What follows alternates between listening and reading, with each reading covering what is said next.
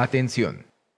Este podcast está diseñado con fines educativos y está dirigido al personal de salud. No debe de ser tomado como una opinión médica. La Asociación Mexicana de Gastroenterología presenta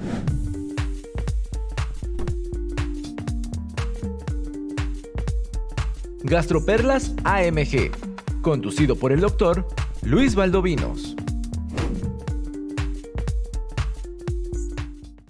Hola a todos, bienvenidos a esta nueva entrega de Gastroperlas AMG. Podemos llamar que esta es la segunda temporada porque es el segundo año consecutivo que grabamos estas perlas. Para este año les tenemos algunas sorpresas. Tenemos muchas colaboraciones con las sociedades hermanas de la Sociedad Mexicana de Gastroenterología. Tenemos una colaboración con la Sociedad Mexicana de Patología que la llevará a cabo el doctor Ernesto Márquez. Una con la Asociación Mexicana de Endoscopía que la llevará el doctor Octavio Aguilar.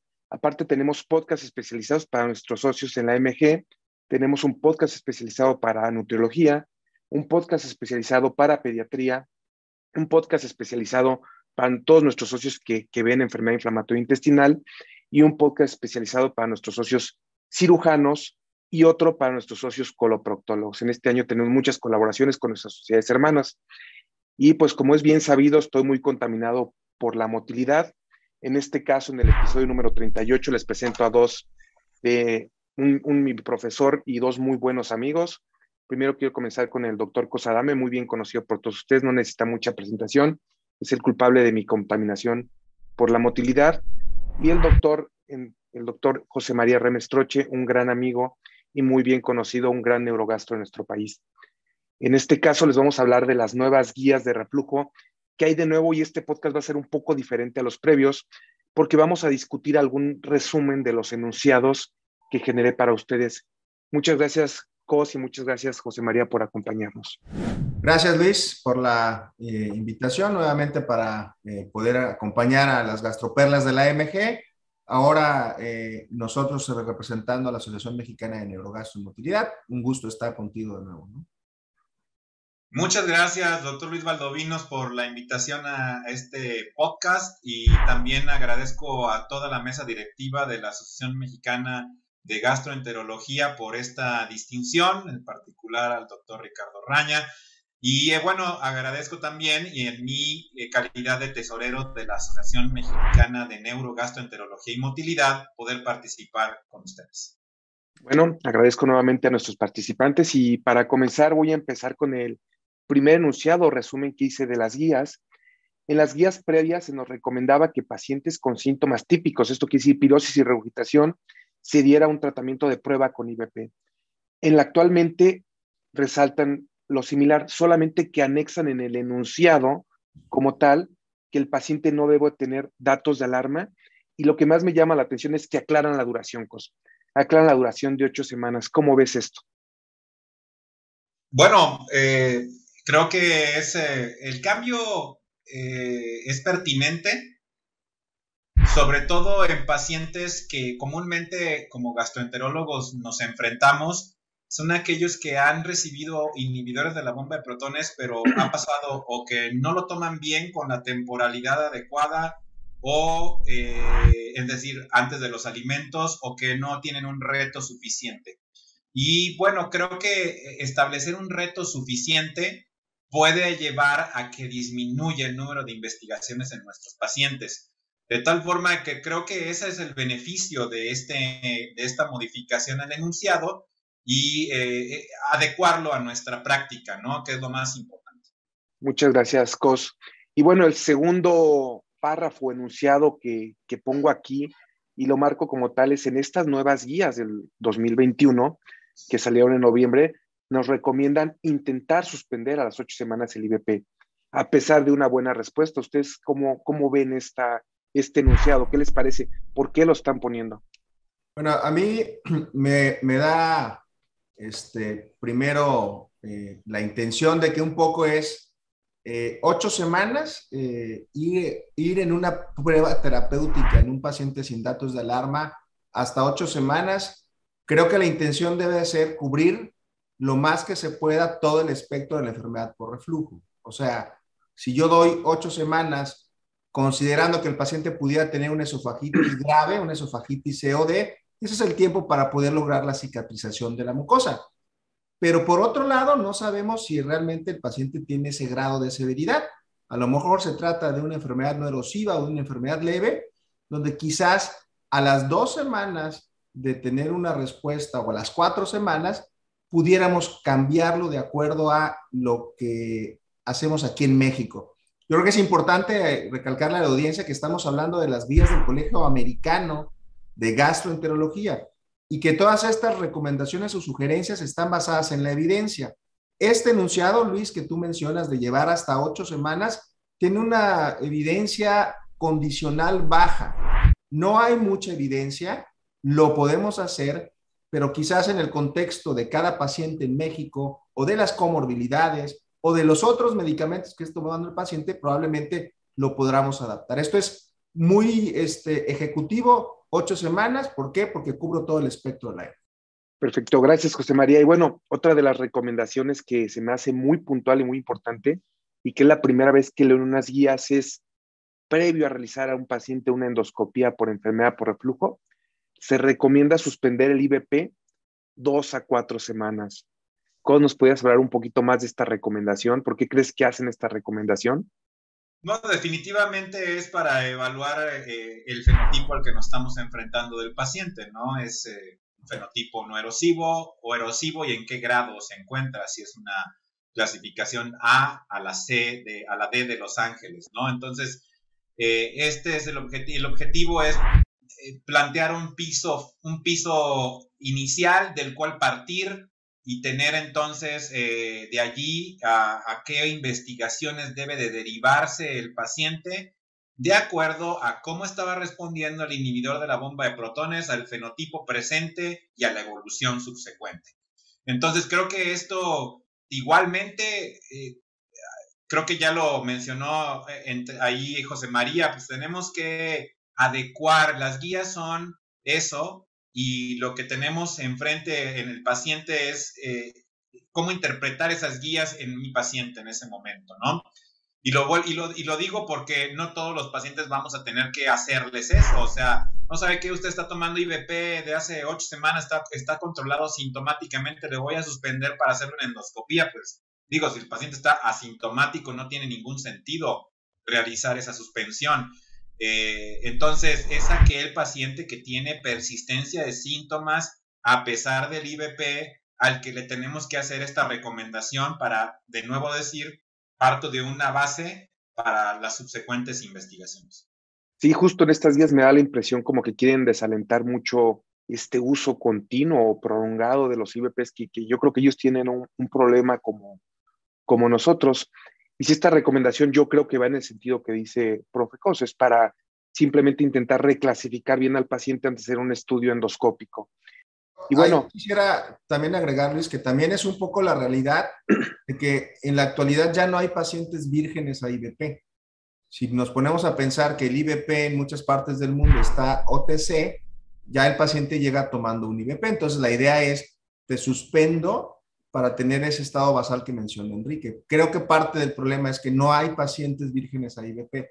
Pero por otro lado, creo que 2 o 4 semanas tampoco harían como mucha la diferencia en el punto de vista de qué pasa si hoy soy erosivo, leve, y gracias al IVP soy no erosivo. A lo mejor no cambia mucho el tratamiento. Yo retomaría el comentario de Enrique de que de repente hacer la endoscopía en ese refractario o en el virgen tiene un poquito más de valor. Sí, privilegiando esto de que si no está estudiado el paciente y le queremos estudiar y no ha tenido este tratamiento, mejor estudiarlo virgen, ¿no? Que es rarísimo, pero bueno, ese es un poco mi pensar, ¿no? Y adicionalmente a eso, también pedirle a un paciente, si para una pHimetría decimos 7 días no tomas, 2 semanas o 4 en un paciente altamente sintomático, pues creo que muchos van a decir, doctor, pues le agradezco mucho, pero no quiero suspender el tratamiento, ¿no? Estoy bien controlado y así me quedo. Sí, justo ese punto iba a comentar que yo me he enfrentado a pacientes que después de que leí estas guías les he comentado intentar suspender el tratamiento antes del estudio endoscópico y la mayoría de ellos rechazan esta opción y prefieren hacerse la endoscopía con su IVP. Y bueno, creo que el siguiente comentario va para el doctor José María. En las guías previas nos recomendaban que pacientes con dolor torácico los tiene que evaluar el cardiólogo. Sigue sin cambio, yo creo que estamos todos de acuerdo. Lo que sí en estas guías desalientan el uso de IVP en un paciente con dolor torácico si no se le han hecho estudios. ¿Cómo ves tú esto, José María? No, esta es una de esas recomendaciones que desde que se describió la asociación de dolor torácico como una manifestación asociada a ERGE, llegó para quedarse, sobre todo por la sobreposición en el perfil de pacientes masculinos con factores de riesgo para enfermedad cardiovascular, pero también tiene factores de riesgo para enfermedad por reflujo o esófago de Barrett. Tenemos que tener la plena certeza de que cardiovascularmente no tenga nada, entonces para así pasarlo a nuestra cancha. ¿Por qué no cambia? Y creo que es importante dar un tratamiento con IVP por 12 hasta 24 semanas, porque así lo menciona la guía en las atípicas, es mucho tiempo para un síntoma que pudiera no estar asociado a la enfermedad por reflujo. Entonces, decirle a un paciente, vamos a esperar 3 meses o 6 meses para ver si estos dolores son o no de origen esofágico, me parece no nada más mucho tiempo, sino también puede ser no costo benéfico. O sea, agregamos el costo de 6 meses de una doble dosis de IVP, por ejemplo, pues a lo mejor es más práctico de forma inicial irnos con un estudio endoscópico o incluso con un estudio de asociación sintomática como con pH impedancia. Eso creo que llega para quedarse. De todas las extraesofágicas, dolor torácico es la que mejor hemos entendido cuál puede ser el papel, no nada más del reflujo, sino de los trastornos esofágicos. Creo que queda muy claro este enunciado, por eso no ha habido cambio. Y bueno, el siguiente enunciado lo completé con varios puntos de ambas guías. Ambas guías continúan recomendando el trago de bario, que creo que estamos muy de acuerdo todos. Recomiendan la endoscopía, sobre todo como primer estudio, sobre todo en aquellos pacientes que tienen datos de alarma, pero en esta guía hay una recomendación puntual que brilla sobre todas. Aclaran, no usar la manometría solamente como prueba diagnóstica. ¿Por qué crees, Cos, que nos ponen este comentario? No, bueno, es que definitivamente la manometría esofágica no sirve para hacer diagnóstico de reflujo, sirve para encontrar factores que se asocian a mayor probabilidad de tener reflujo. Un esfínter hipotenso, hernia hiatal, peristalsis débil o ausente o contractilidad ausente, todos esos son factores que se asocian a tener más reflujo. No necesariamente quiere decir que deban de tener reflujo. Tenemos pacientes con hernia que son asintomáticos, tenemos pacientes con contractilidad ausente que no tienen tantos síntomas, etcétera. Entonces, de esa arista creo que es el punto a que es una investigación necesaria, más no suficiente, sobre todo al paciente que se va a ir a cirugía antirreflujo, porque si es ocasional que vemos que a los pacientes que van a mandar a cirugía, sobre todo variantes no erosivas, tan solo les piden la manometría y ya no piden la pHmetría para confirmar o descartar que tiene reflujo su paciente.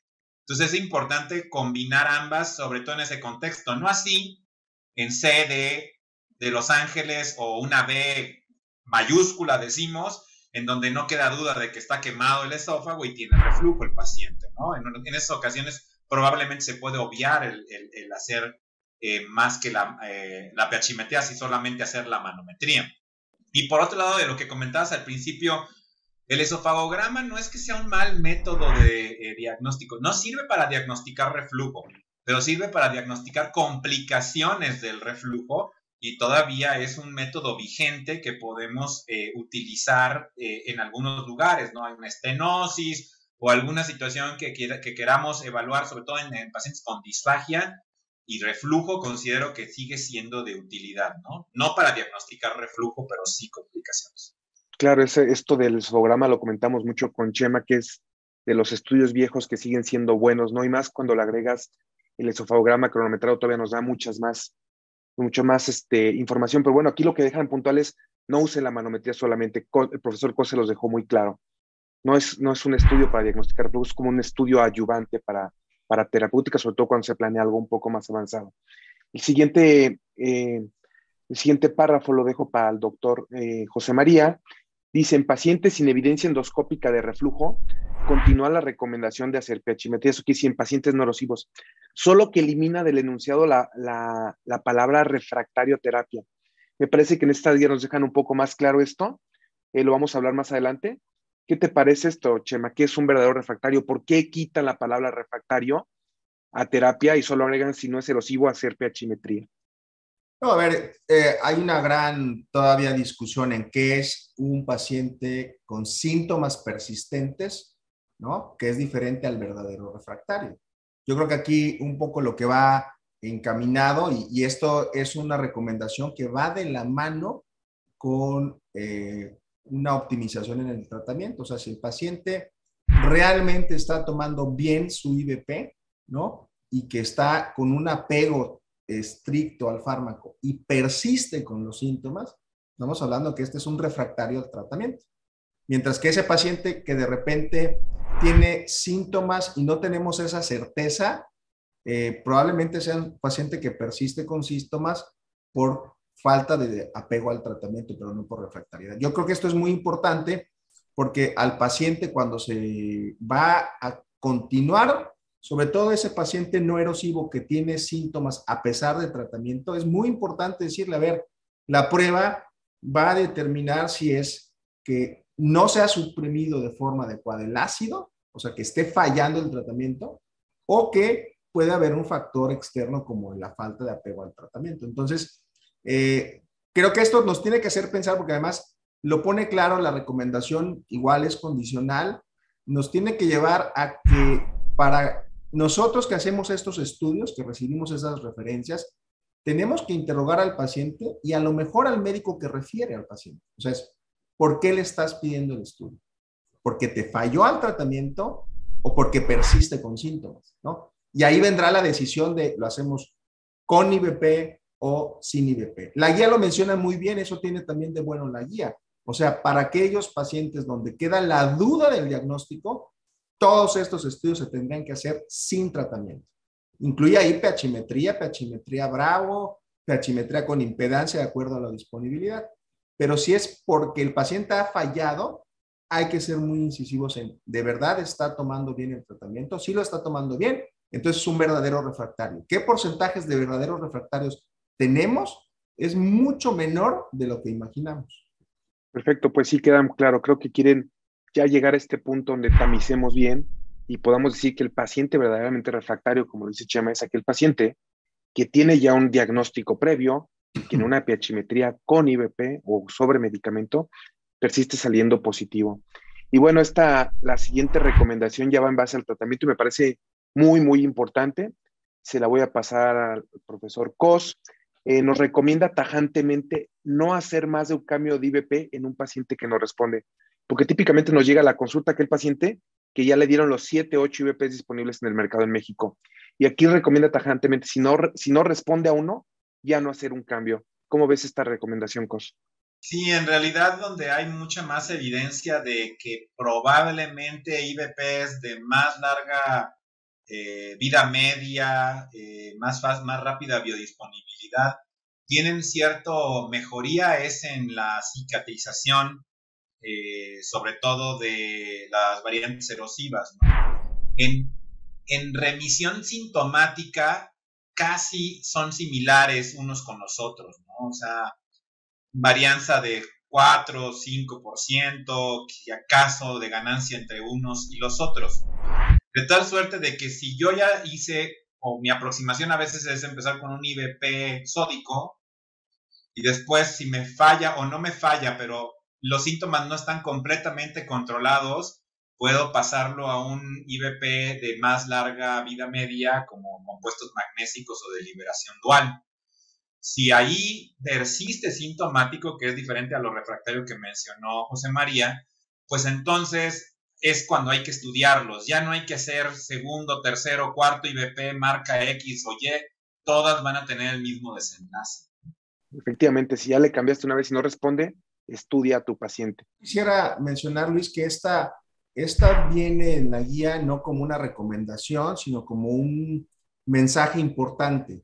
Creo que no alcanza a ser una recomendación porque hay que mencionarlo. Hacer o generar la evidencia para este tipo de intervenciones metodológicamente es muy difícil. O sea, es muy complejo, ¿no? Hacer un ensayo clínico controlado donde empiezo con un IVP y si no fallas te switcheo al otro y si no te regreso al otro. O sea, esta es una de esas situaciones donde a lo mejor la evidencia es casi imposible de generar o será muy difícil, pero por otro lado, un poco en la defensa de los que de repente sí usamos un switch de IBP, viene esta parte de disponibilidad del fármaco, costo del fármaco y apego al tratamiento que mencioné. Y todos hemos visto que de repente ese paciente que viene tomando bien un omeprazol, cuando lo cambiamos a Dexlanzo o a ILA, de repente hay una respuesta, ¿no? Entonces yo no sería tampoco como tan tajante en decir que esto no es útil.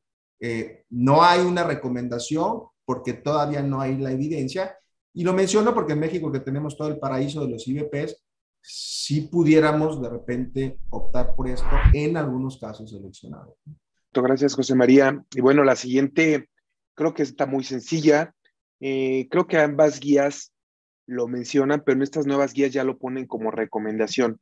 Las medidas no farmacológicas quedan igual: pérdida de peso, cenar 2 o 3 horas antes de acostarse, levantar la cabecera de la cama y evitar alimentos gatillos, ¿no? En las dos guías esto se menciona muy bien. Lo que agregan en estas nuevas es evitar productos de tabaco y fumar.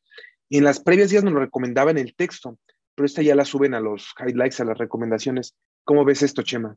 No, yo creo que es como muy bueno el agregar esto. Evidentemente, en estas guías hoy lo mencionan. Seguramente hubo en la última década evidencia, aunque fuera baja, condicional, de que demuestre esto, que es algo que pues ya lo sabíamos. Específicamente, a veces la recomendación del tabaco y el alcohol se lo hacemos al paciente no en el contexto del síntoma de la ERGE, sino de un fenotipo que pudiera ser el Barrett, y que sabemos que estos son cofactores para el desarrollo de una neoplasia maligna.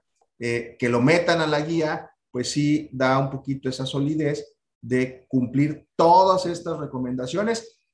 Lo mete la guía, hay una evidencia, la evidencia es buena.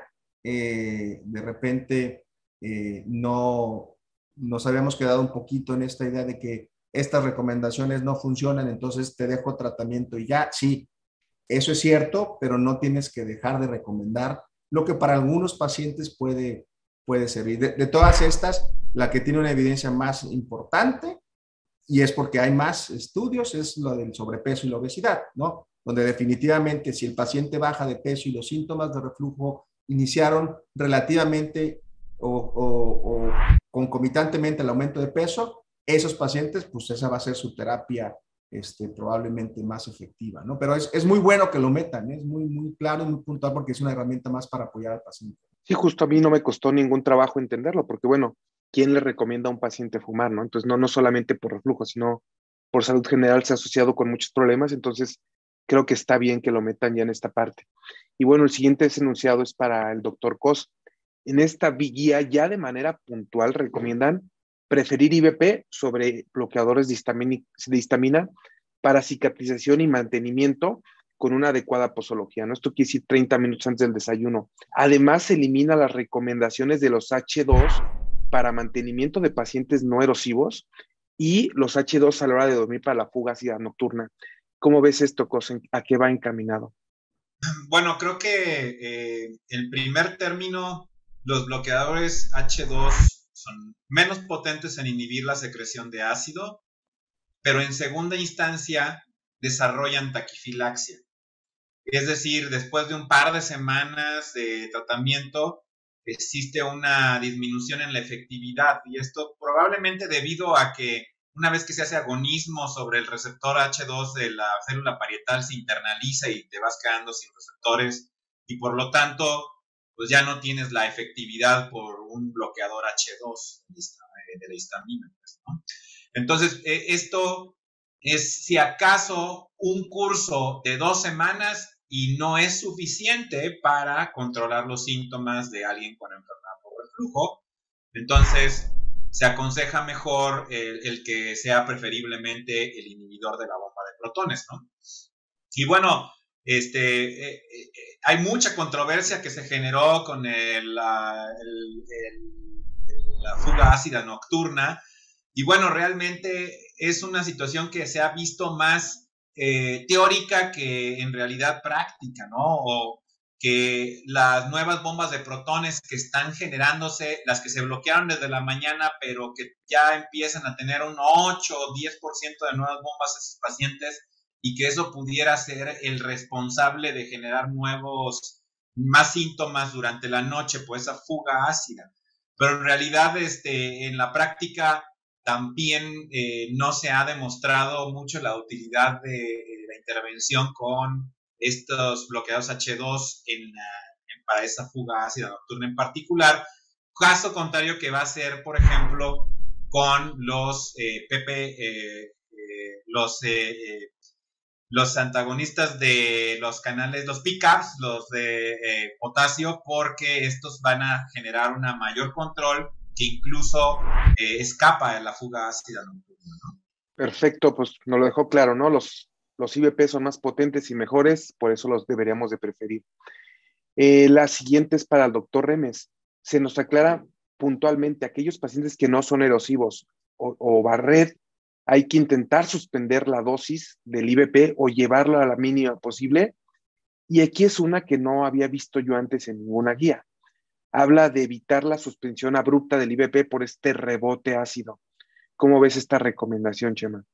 Yo creo que aquí el contexto también es un poco alguna evidencia que de repente ha demostrado que en voluntarios sanos la suspensión abrupta del IVP causa una hipergastrinemia de rebote, ¿no? La supresión crónica, uno de los mecanismos en la retroalimentación negativa es que suprimo el ácido y los niveles de gastrina van a estar elevados y en el momento en que quito ese freno habrá una hipersecreción de rebote. Eso está documentado en estudios en voluntarios sanos principalmente y lo menciona la guía.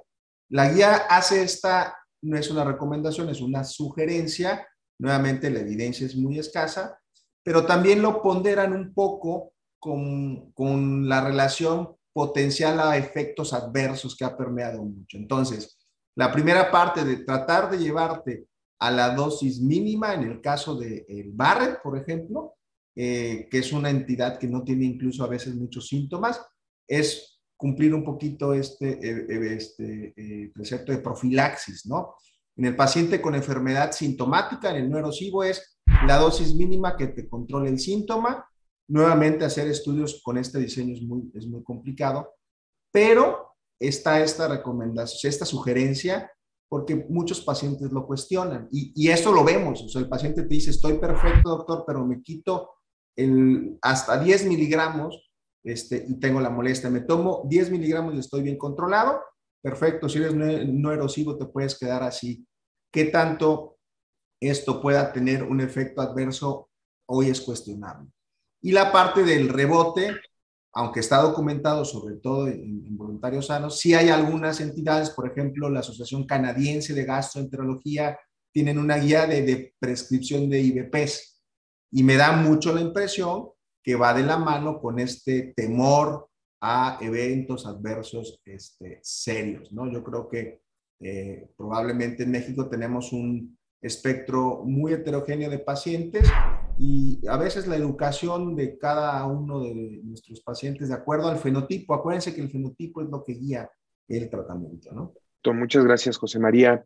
Y bueno, la siguiente recomendación que nos da, o por primera vez veo que aparece la palabra a demanda. En estas guías se usa esa palabra y dice dejar IVP a demanda en los pacientes no erosivos. A lo mejor lo que aquí vale la pena, cosas que nos expliques qué significa la palabra demanda. Sí, igualmente, como se mencionó para los apartados previos, la evidencia de, por ejemplo, un estudio que se haya hecho para sugerir cómo hacer el tratamiento a demanda de los síntomas, pues también es muy difícil de generar, ¿no? Pero esto viene de observaciones más bien clínicas y como sugerencias en que es mejor evitar el uso prolongado de inhibidores de la bomba de protones. Primero, dado que la enfermedad por reflujo no es una enfermedad que esté completamente siempre al mismo nivel, es decir, que no está altamente sintomática todo el tiempo y tiene que ver con hábitos dietéticos, etcétera, etcétera. Entonces, periodos de prescripción de 4 o 8 semanas pueden ser, digamos, sobrepuestos con periodos de estar libres del tratamiento y no volverlos a utilizar si no es que vuelve a recaer en síntomas el paciente por un espacio similar de tiempo que se aconsejaría a su prescripción en pacientes no erosivos y en grados leves de las variantes erosivas, B minúscula, digamos A, en donde podría ser más recomendado que se mantengan con libres de inhibidores de la bomba de protones en periodos asintomáticos, ¿no? Perfecto, muchas gracias, Cos, nos dejas muy claro que esa demanda. Y bueno, la siguiente recomendación que nos hacen y que se me hace que es muy, muy puntual, es en pacientes que no responden a IVP, evitar agregar más medicamentos. Nos lo dejan claro. Aquí en México siempre vemos al paciente con 3, 4 medicamentos para el reflujo. Inclusive desaconsejan usar baclofeno en aquellos pacientes que no tenemos un diagnóstico objetivo. ¿Cómo ves esto, José María? No, yo creo que esta es una recomendación también muy basada en la práctica y en la disponibilidad de medicamentos. Nosotros en México no tenemos baclofeno y si lo tuviéramos disponible tendríamos que estar demostrando que es un paciente que tiene anormalidad en relajaciones transitorias y es un medicamento con efectos adversos importantes. Yo lo adecuaría aquí en México a decir, yo no agregaría otros medicamentos donde no tengamos evidencia para su uso. Por ejemplo, sucalfato. Sucalfato no hay evidencia salvo en el embarazo, y así lo menciona la guía. Agregar un procinético seguramente es la pregunta de siempre. Ellos lo recomiendan en el contexto de gastroparesia, sí, pero tenemos en México una sobreposición con dispepsia muy importante, 30%. Yo ahí sí agregaría. Pero si no hay evidencia de eso, efectivamente, tratar de llevar a esta enfermedad con su único tratamiento más eficaz. Creo que también pasa mucho que los pacientes de repente toman a veces 3 IVPs sin saber que están tomando 3 IVPs. ¿No? Y van agregando dosis y cambiando y demás. No, hay que ser muy puntuales en la recomendación con el fármaco y la dosis adecuada por el tiempo necesario. Y bueno, la siguiente recomendación es para cosas, algo que yo veía mucho cuando estaba en Estados Unidos, la gente se preocupaba mucho por los efectos adversos. Aquí en México es raro que me toque que un paciente llegue preocupado por efectos adversos del IVP, pero en Estados Unidos es algo muy común y ya nos hablan de cuál es el único efecto con buena evidencia o que tiene unos buenos estudios para corroborar causalidad, o sea, que cumple los criterios de Hill. Entonces nos dice cuál es el único efecto adverso y cómo explicárselo al paciente. ¿Cómo ves esto, Cos? Definitivamente igual todos estos efectos adversos, la gran mayoría que no cumplen para esta recomendación, son asociaciones o salen de estudios de asociación. Ningún estudio ha demostrado ser causal, ¿no? Entonces, por ese lado, es importante tranquilizar al paciente que llega contigo a la consulta por 2 vías. La primera es, sí puede estar asociado a algunos efectos adversos, gastrointestinales más que cualquier otro, con el mejor, digamos, puntuación para la evidencia, pero lo va a usar por un poco de tiempo, puede ser curso a demanda, con eso disminuye la incidencia de estos síntomas adversos, y por lo demás, los demás efectos adversos demostrables son solamente asociaciones, no causalidades. Y yo creo que de esa manera podemos tranquilizar mejor a nuestros pacientes y que se adhieran al tratamiento de manera correcta.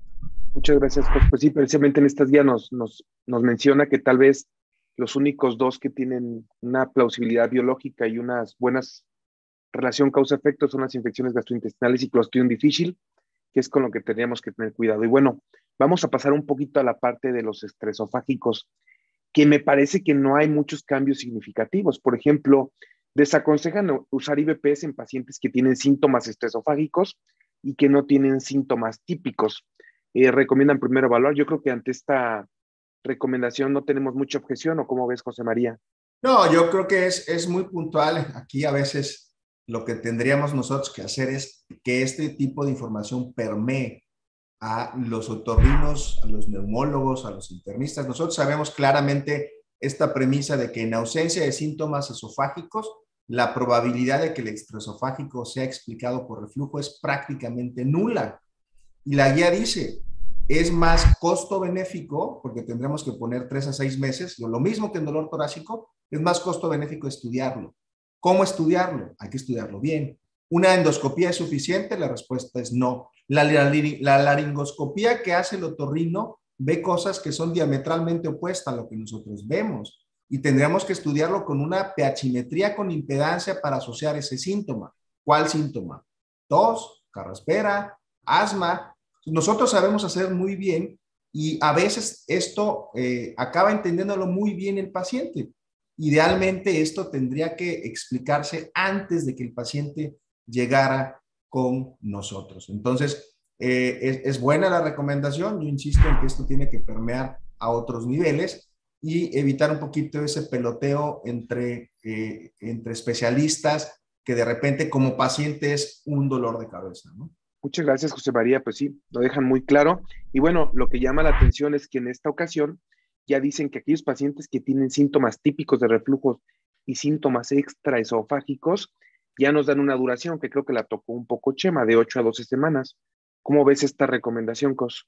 Sí, bueno, los síntomas estresofágicos tardan más tiempo en remitir, como el dolor torácico, pero yo creo que de igual manera, como lo menciona José María, 8 o 12 semanas para que mejore la tos, preferiría mejor sugerirle al paciente que en caso de tener la disponibilidad y los medios, hacerse una pH-metría impedancia y con ello determinar si es o no ese síntoma asociado a reflujo. Ahí, bueno, creo que agregar algo rapidito, porque esos son los mensajes que hay que darle al paciente. A ver, cuando tratamos un síntoma extraesofágico de 3 a 6 meses, es para evitar nuevos episodios de reflujo que desencadenen o que perpetúen el síntoma. Pero la tos que trae hoy, o la carraspera que trae hoy, pues se tiene que tratar con un tratamiento concomitante por parte del otorrino. Si el paciente cree que tomo el IVP y se me quita la tos o se me quita la carraspera, no. El tratamiento es para evitar episodios subsecuentes que perpetúen el síntoma. Y eso no lo decimos, no lo dice el gastro, no lo dice el otorrino y no lo entiende el paciente. Entonces, falta un poquito de decir, bueno, además de tu tratamiento de otorrino, yo te garantizo que con este tratamiento evitamos nuevos episodios de reflujo. Eso cambia muchísimo la perspectiva de los pacientes. Gracias, José María. Y bueno, creo que la siguiente recomendación que anoté ni siquiera las voy a poner a discutir porque ya lo dijeron muy bien, no hay que usar la laringoscopía para el diagnóstico de reflujo, no hay que usar el monitor laringio y en el caso de síntomas estresofágicos, la cirugía no se debe ofrecer en pacientes que no tienen corroborado diagnóstico objetivo. Creo que esto lo mencionaron muy bien en la discusión previa. Lo que sí es que ya la guía esta lo pone muy puntual y sobre todo pone muy puntual lo del monitor laringio. Y bueno, pasando un poquito a la parte de refractarios, que en esta parte ya sí nos habla de que hay cambios, ya empiezan a meter un poco los pacientes refractarios, pues nos siguen diciendo igual como ya lo mencionaron previamente Cos y Chema, aquellos pacientes que no responden a IVP siempre hay que intentar optimizar el tratamiento antes de intentar cambiar. Y bueno, en este punto a mí ya lo que me llama la atención y la primera pregunta, la prueba fue para Cos, estaba para Chema, es que ya nos recomiendan el pH bravo en pacientes sin diagnóstico objetivo. ¿Cómo interpreto yo esto? Que llega un paciente que no respondió a IVP a tu consultorio. Todo lo que le vas a proponer al paciente es hacer una endoscopía, ¿no? Entonces haces la endoscopía, no encuentras soluciones y ahí mismo pone la pH-metría bravo, que es algo que se hace mucho en Estados Unidos. Aquí en México casi no lo hacemos. ¿Cómo tropicalizarías un poco esta recomendación, Chema? Porque ya no lo ponen como el paciente que le dio un IVP y no respondió, le vas a hacer la endoscopía, de una vez pone el pH bravo. No, esta es una recomendación totalmente adecuada a la disponibilidad y el recurso de los americanos, ¿no? Si a mí me preguntas cuál sería como esa tropicalización para ese paciente de que viene con un IVP, que lo viene tomando en México, hacemos un estudio endoscópico y no encontramos nada, yo le ofrecería a la brevedad hacer un estudio con pH-metría con impedancia, no durante el mismo procedimiento.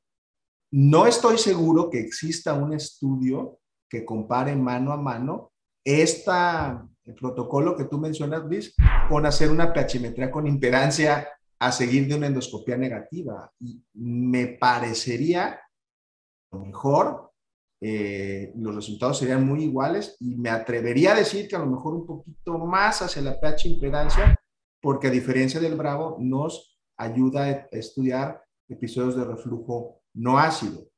Creo que esta es una propuesta muy basada en la disponibilidad de recursos en los Estados Unidos. Pero incluso si tú ves qué tipo de recomendación, esta es una sugerencia condicional baja, ¿no? Porque nuevamente la evidencia para apoyar esto no es tan fuerte, ¿no? Correcto, sí, pero me pareció muy, muy interesante esta recomendación. Yo creo que yo hago lo mismo que tú, Chema. La mayoría de los pacientes la endoscopía es negativa y después les pones el pHímetro, ¿no? Y bueno, la siguiente le toca al doctor Cosa. Esta es muy puntual, me parece muy buena.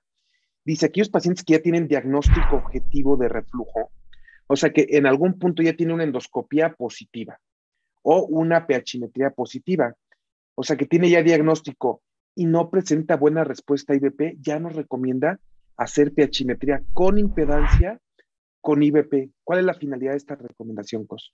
El espectro de la enfermedad por reflujo es muy, muy, muy amplio, ¿no? Entonces, existen pacientes con demostrada evidencia de enfermedad por reflujo, bien sea por pHimetría o erosiones, como lo mencionaste. Responden bien las erosiones al IVP, responde la pirosis sobre todo al inhibidor de la bomba de protones, pero algunos síntomas persisten.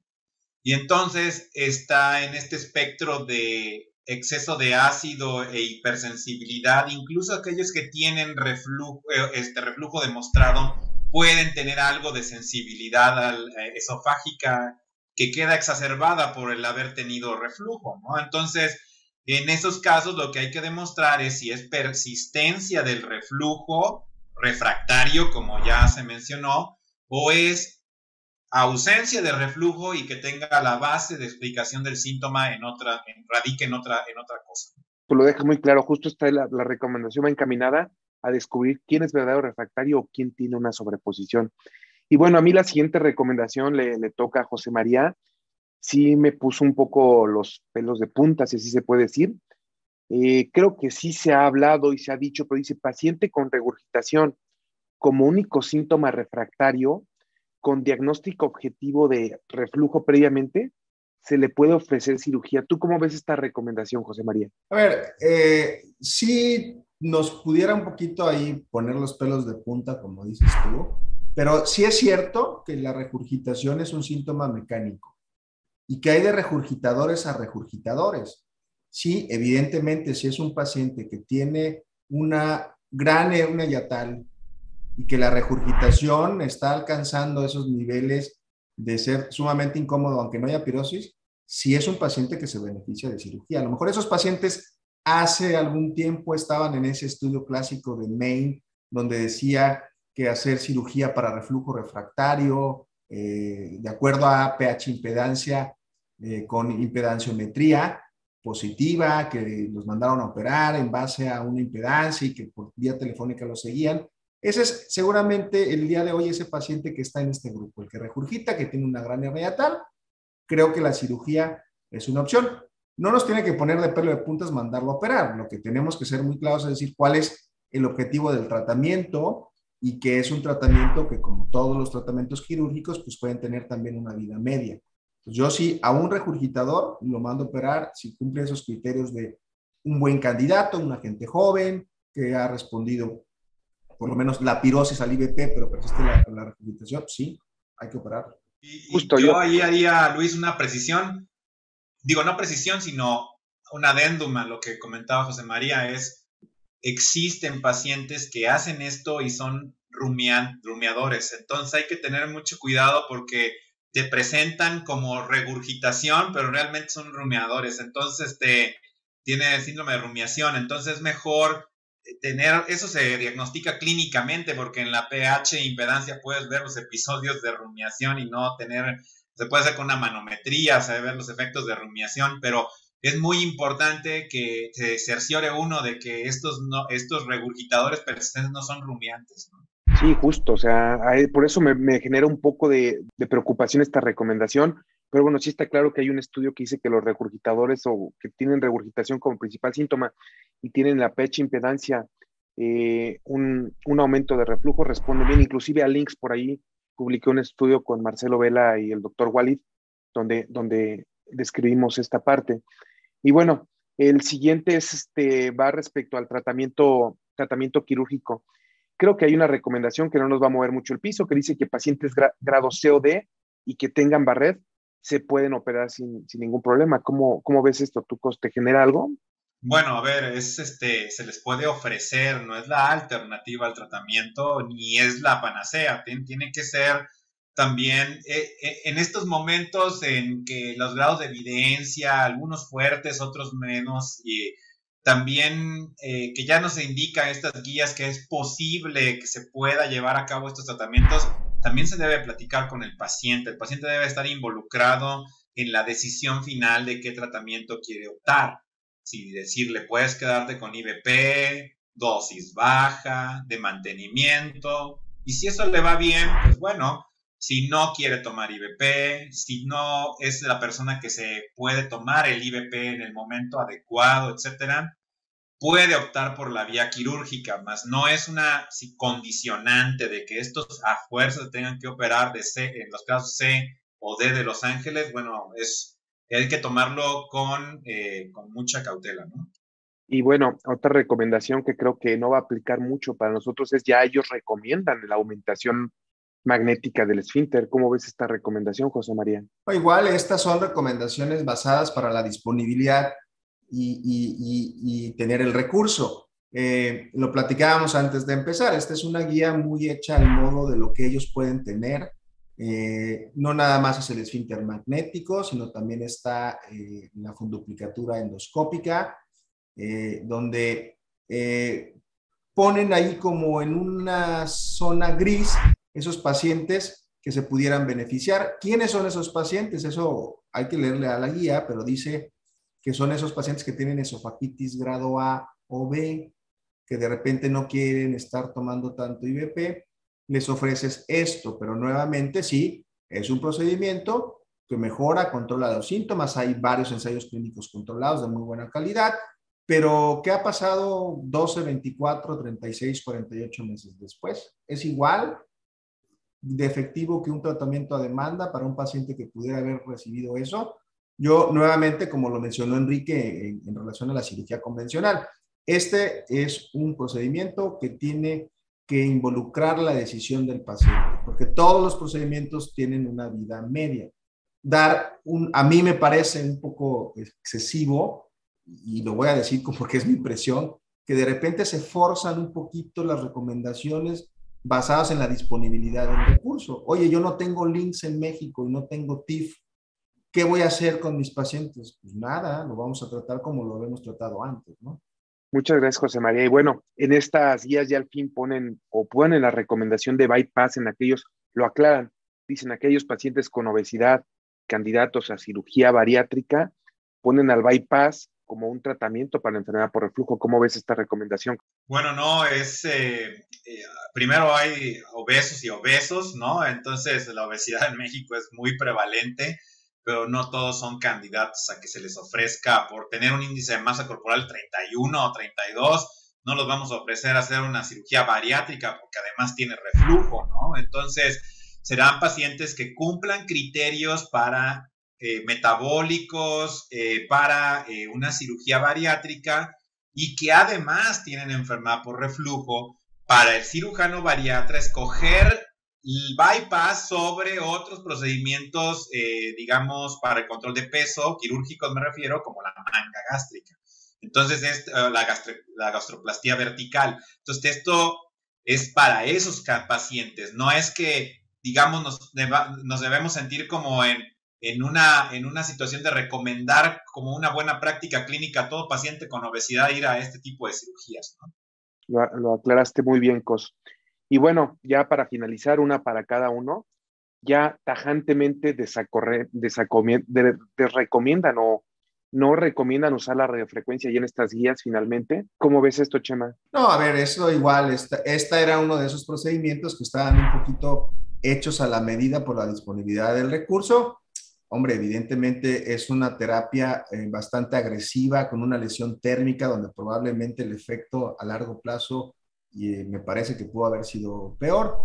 Lo tienen que desrecomendar o tener una recomendación en contra porque pues ellos mismos lo crearon hace una década y está muy bien, es decir, bueno, pues este es un procedimiento que falló y que el día de hoy, pues comparado con un buen IVP, no hay mucha diferencia y hay menos riesgo. Entonces sí, tienen que ser muy puntuales en ir en contra de recomendaciones previas, porque el tiempo para muchas de estas medidas que hemos discutido el día de hoy es el que nos va a dar la razón. Gracias, Chema. Y bueno, pues ya dicen que la funduplicatura endoscópica nunca se debe ofrecer a pacientes con esofagitis grave o hernia hiatal, lo cual me parece bastante adecuado. ¿Cómo ves, Cos? Sí, definitivamente, bueno, casi todos los pacientes que se han sometido a estos protocolos de la funduplicatura endoscópica, pues han sido prácticamente pacientes sin hernias grandes, ¿no? Entonces no podemos hacer esas recomendaciones. Y bueno, también la disponibilidad del recurso realmente es quizás en muy pocos centros, inclusive en los Estados Unidos, donde se pueda practicar, ¿no?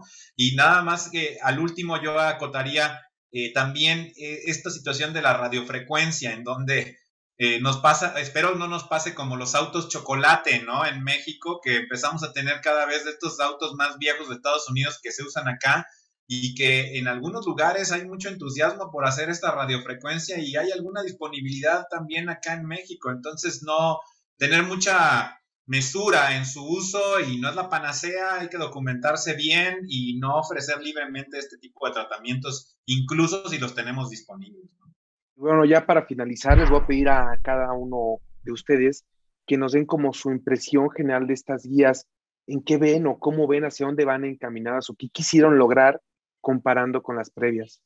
Yo diría que el grado de avance en la evidencia ha sido, es palpable, pues, pero grandes cambios en la recomendación, bueno, más son de aspectos tecnológicos, de quizás mejores biodisponibilidades de medicamentos. Ahí vienen de nuevo los pick-ups, que esos van a llegar en un momento a requerir una adecuación en estas recomendaciones, que tendremos que estar al pendiente. Todavía la evidencia, sobre todo a nivel occidental, es baja y no tenemos como mucho para recomendaciones, sobre todo a mantenimiento a largo plazo con esos medicamentos. Entonces, creo que el avance de la ciencia en términos de cómo tratar a la enfermedad por reflujo, diagnosticarla, está. Muchas son cosas que son de disponibilidad de recursos y debemos de adecuarlo esto a nuestra práctica clínica. Sí, yo de igual manera creo que resume un poco a lo mejor la evidencia más reciente en los últimos 5 años, pero tampoco hay cambios sustanciales. Yo creo que más bien lo que hace es que reafirma muchas de las cosas que hacemos nosotros en nuestra práctica diaria como neurogastroenterólogos, que se dedican a ver reflujo, pero también hay que tener una visión crítica. Esta es una guía del Colegio Americano. Es importante, nuestra cercanía con los Estados Unidos hace que de repente nos vayamos un poquito más fijando en eso, pero creo que si uno voltea y ve otras guías, por ejemplo, las guías de Asia-Pacífico, incluyen, por ejemplo, el papel muy puntual ya de los pick-ups que mencionaba Enrique, pero también de procinéticos. Y si uno ve las guías europeas, donde tienen una experiencia muy amplia en manejo endoscópico también, se van adecuando. Yo creo que un poco el mensaje es que hay que tomar de esto lo que se puede adecuar y evidentemente pues actualizar y trabajar nuestras nuevas guías, porque hay que decirlo, nosotros tenemos una población importante de pacientes con características peculiares, disponibilidad de fármacos que no hay en otra parte del mundo. Y bueno, aunque es poco, la evidencia que se ha generado de investigación en reflujo en México pudiera ser suficiente para que tengamos nuestra adecuación a nuestras guías que ya también tienen algún tiempo que se publicaron, ¿no? Justo yo revisé nuestras guías mexicanas de la Asociación Mexicana y me dio gusto ver que nos les adelantamos en algunas recomendaciones. Unas de las recomendaciones que apenas ponen estas guías, nosotros ya las teníamos muy puntuales en la recomendación de la guía mexicana. Y pues bueno, a mí la impresión global que me dan estas guías es que como que quieren ir contra el sobreuso del IVP al poner todo este tiempo periodos por los cuales se deben de usar y siempre estar insistiendo a ver la dosis mínima posible o suspéndelo si no es necesario. Me imagino que es porque ellos tienen o calculan que 42% de los pacientes que toman IVP en Estados Unidos no lo necesitan. Muchas gracias, José María, por participar. Muchas gracias, profe Chema. Siempre es un gusto platicar con usted. Siempre que platico con usted aprendo cosas nuevas y me encantan este tipo de situaciones. Los dejamos, se termina este episodio número 38. Estén muy pendientes, sobre todo todas nuestras sociedades hermanas, porque tendremos más podcasts dirigidos especialmente para ustedes. Muchas gracias, buen día. Gracias, cuídense. Esto fue Gastroperlas AMG. Los esperamos en la próxima emisión. La Asociación Mexicana de Gastroenterología presentó. Atención. Este podcast está diseñado con fines educativos y está dirigido al personal de salud. No debe de ser tomado como una opinión médica.